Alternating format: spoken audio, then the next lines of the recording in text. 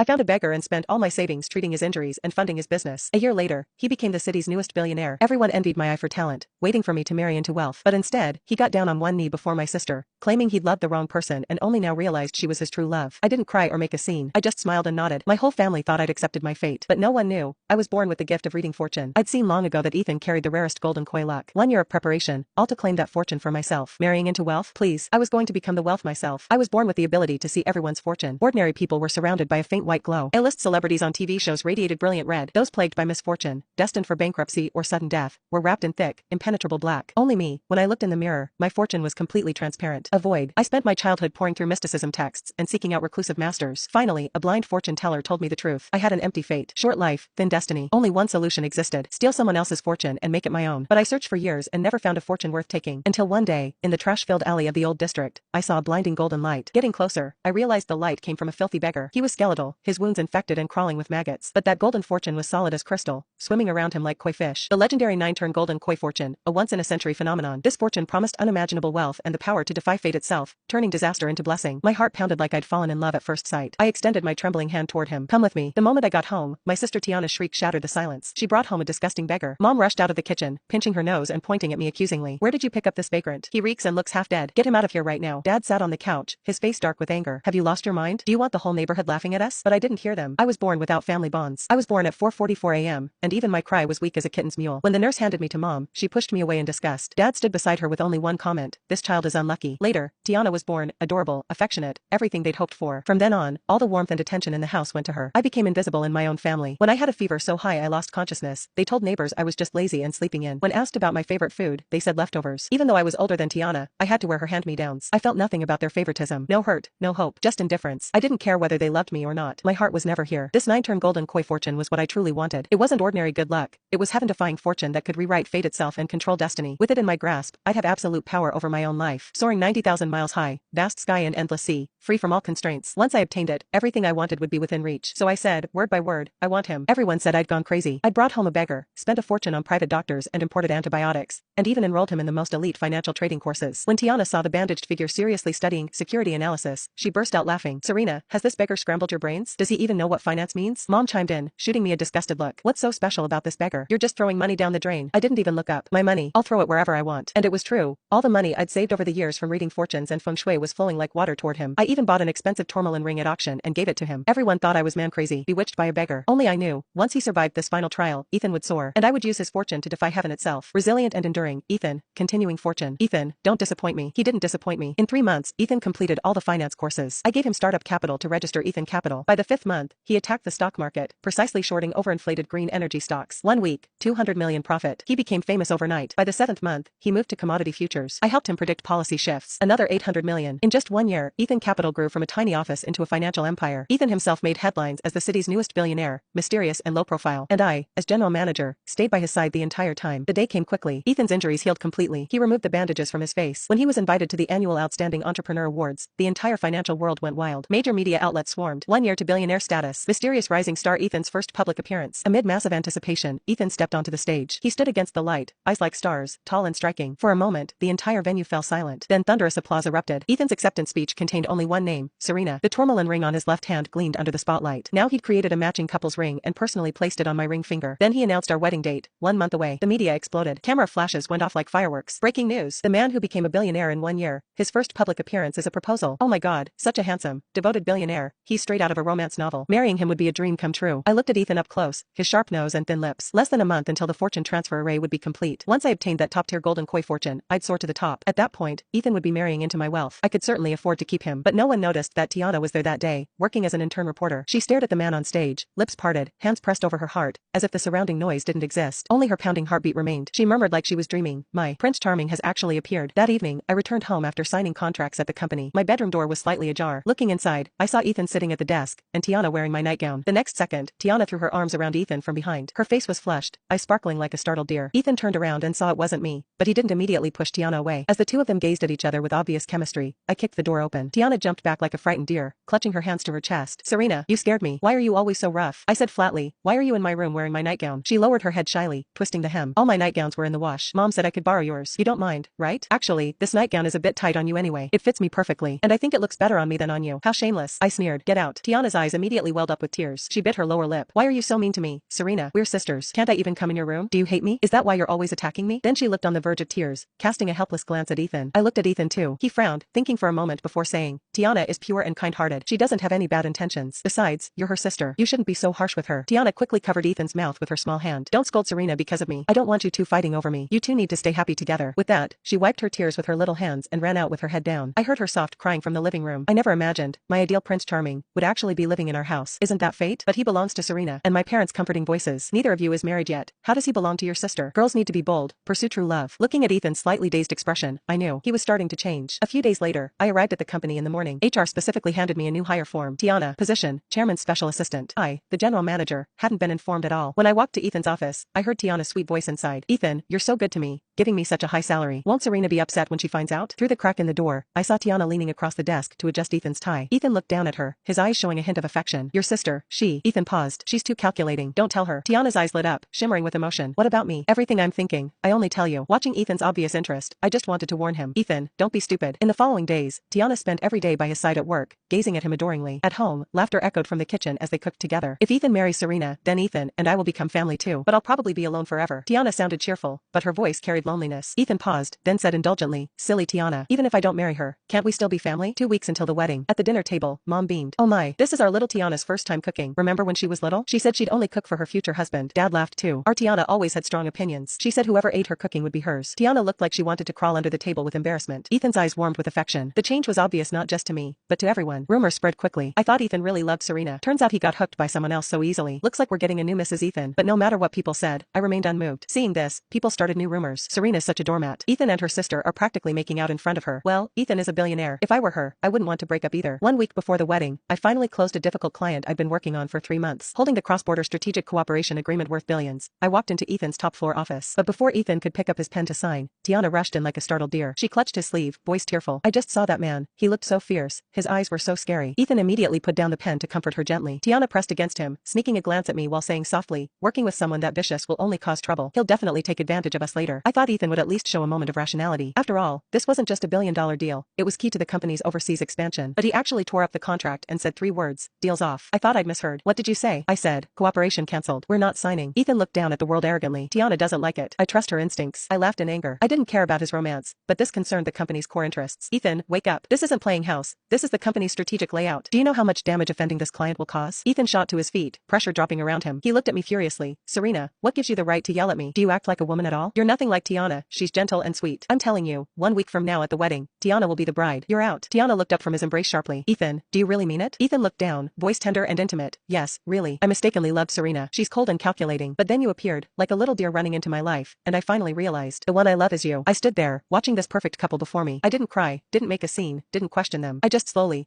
smiled. Because I couldn't give a damn about him, I just want his luck. He's basically my lucky farm, and now I'm ready to harvest. I stood there watching the perfect couple perform their little love story. Tiana clung to Ethan's arm. Ethan looked at her as if she'd hung the moon. The entire office held its breath, waiting for me to break down. Instead, I smiled. A genuine smile. Because while they were busy fighting over a billionaire, I was looking at something far more valuable. The golden koi circling Ethan's fate had become brighter than ever. For a year, I had fed it, protected it, nurtured it. Every investment, every opportunity, every crisis I helped him overcome had strengthened that fortune. Ethan thought he was abandoning me. Tiana thought she was stealing my fiancé. Neither of them understood the truth. To me, Ethan had never been a lover. He had been fertile soil. A field I cultivated with my own hands. And now the harvest season had arrived. The wedding was only 7 days away. The final ritual required a broken vow, a shattered destiny, and the complete transfer of emotional attachment from one person to another. Ethan had just fulfilled every condition himself. How considerate. As I looked at the golden koi swimming around his body, I finally saw something I had waited a year to see. A crack.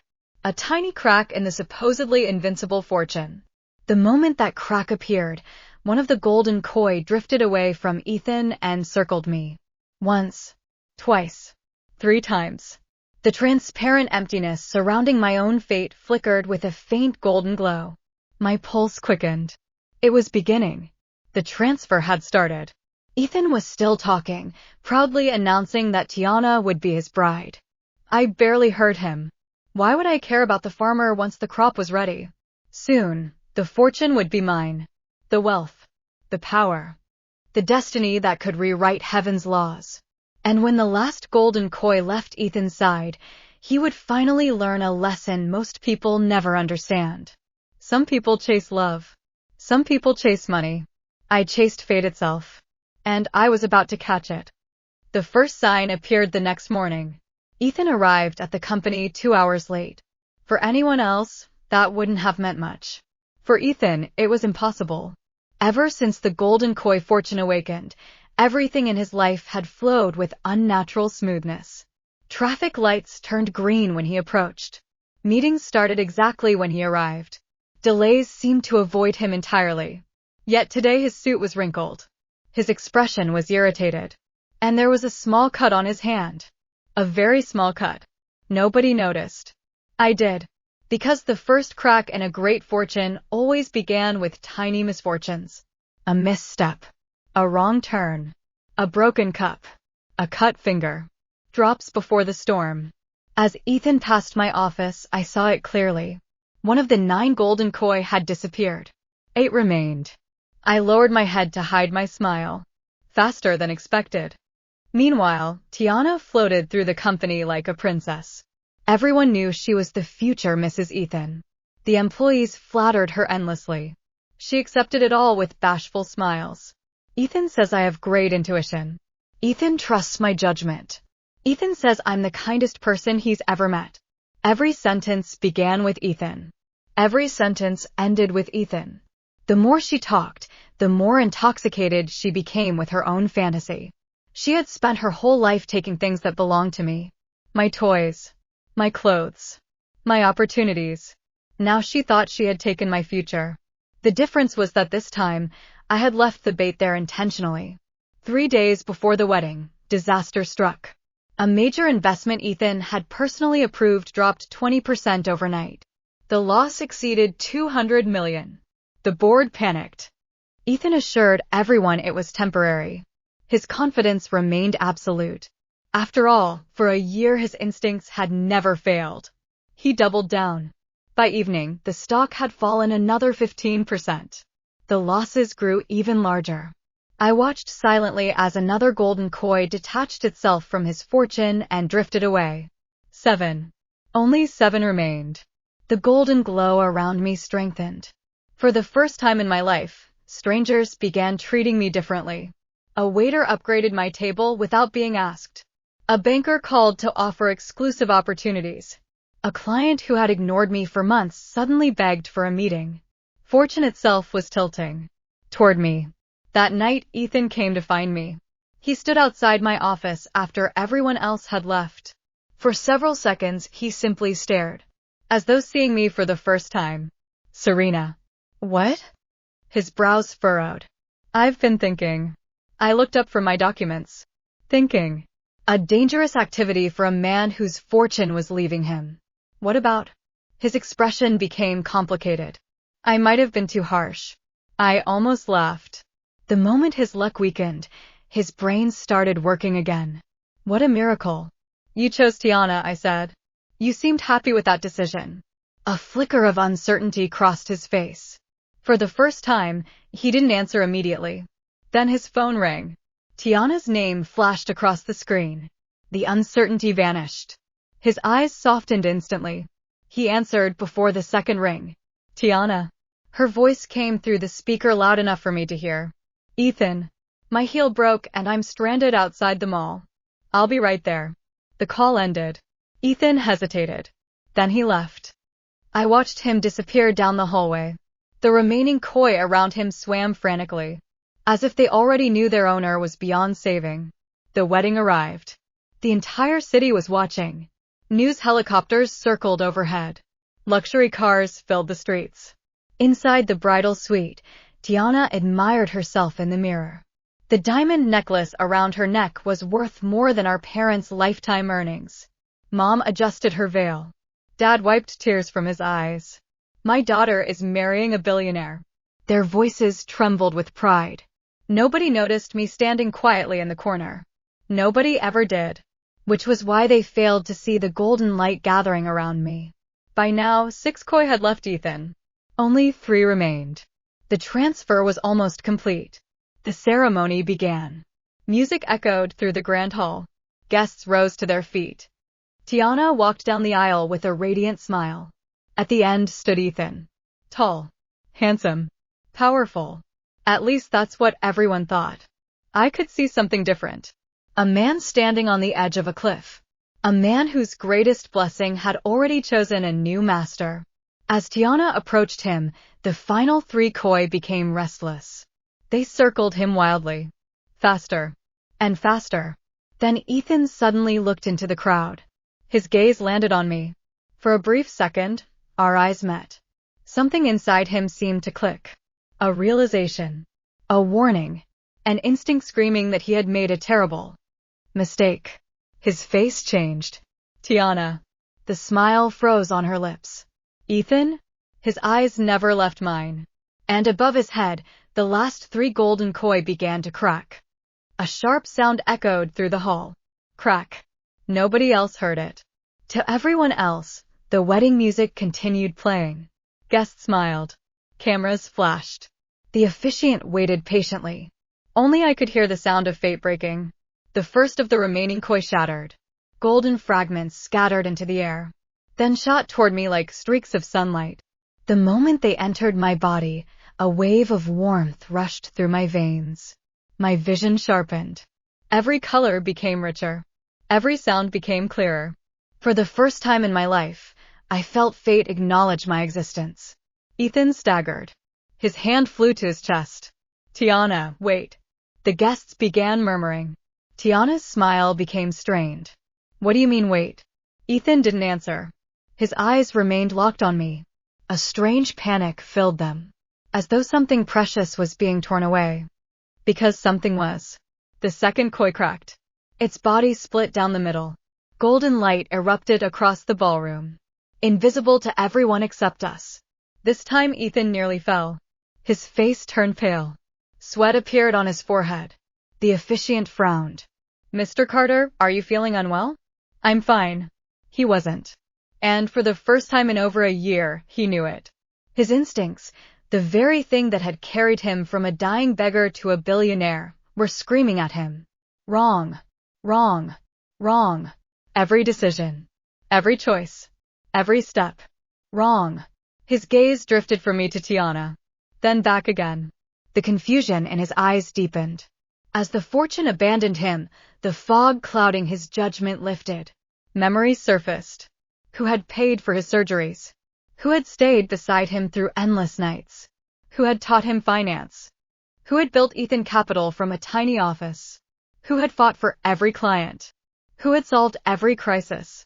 Me. Not Tiana. Never Tiana. The realization hit him like a train. His lips trembled. Serena. The entire ballroom turned to look at me. Tiana's face went white. What did you just say? The third koi exploded. The last of Ethan's fortune left him. Golden light surged across the hall. Then everything became still. Completely still. And in that silence, Ethan finally understood. His eyes widened with horror. Not because he had lost me. Because he had lost everything. The future he should have had. The fortune that had chosen him. The destiny that had lifted him from the gutter. All gone. A year ago, fate handed him a miracle. Today, he had thrown it away with both hands. No. His knees buckled. The billionaire everyone admired collapsed in front of the altar. Guests screamed. Reporters surged forward. The ceremony dissolved into chaos. Tiana grabbed his arm desperately. Ethan. He stared at her as though seeing a stranger. A complete stranger. The infatuation. The obsession. The fascination. Gone. All of it gone.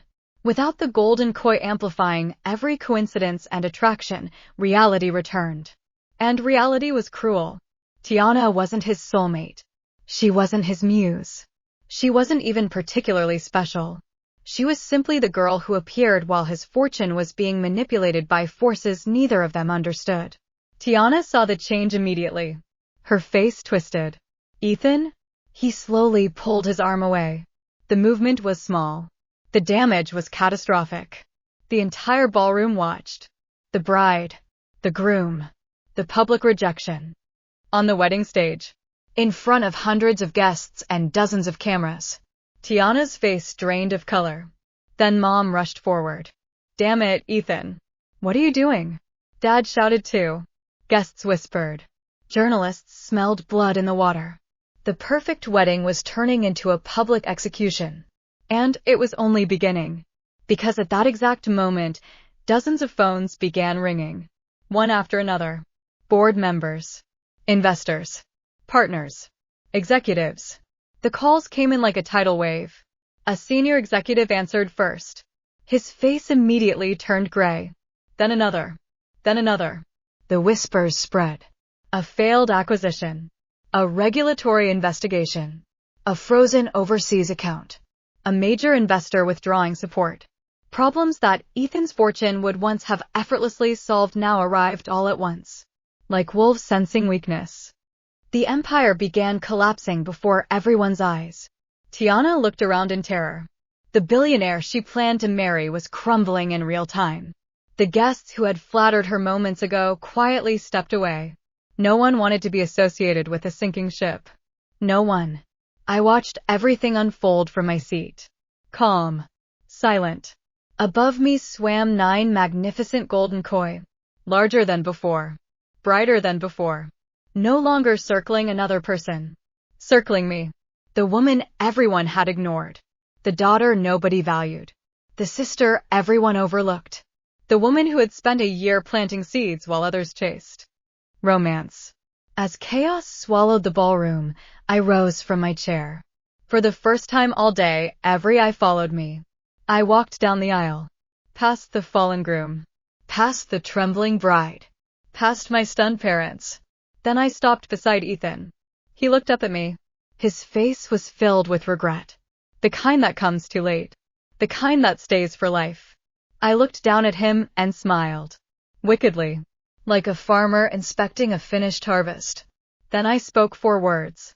"Thank you for your service." And walked away.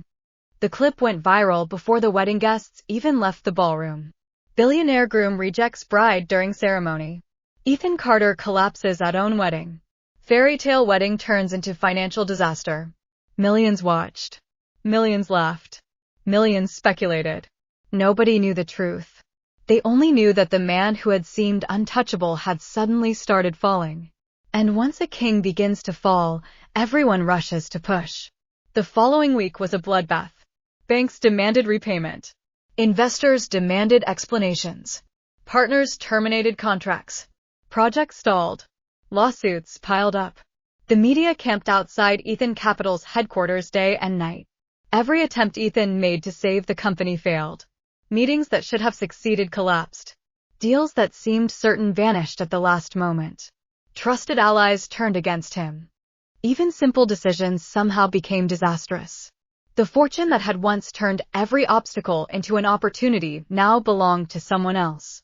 And without it, Ethan was finally forced to rely on his own abilities. The results were ugly. Very ugly.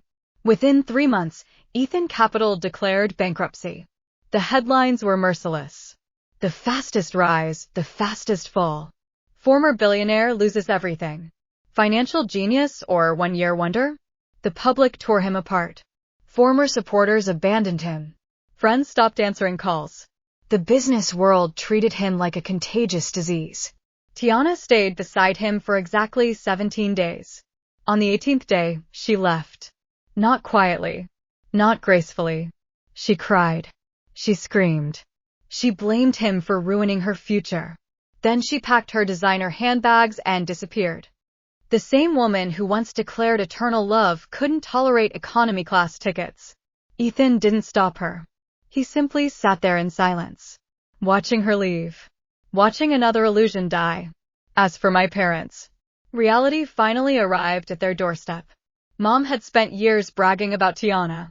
Dad had spent years treating me as invisible. Now neighbors whispered whenever they walked past.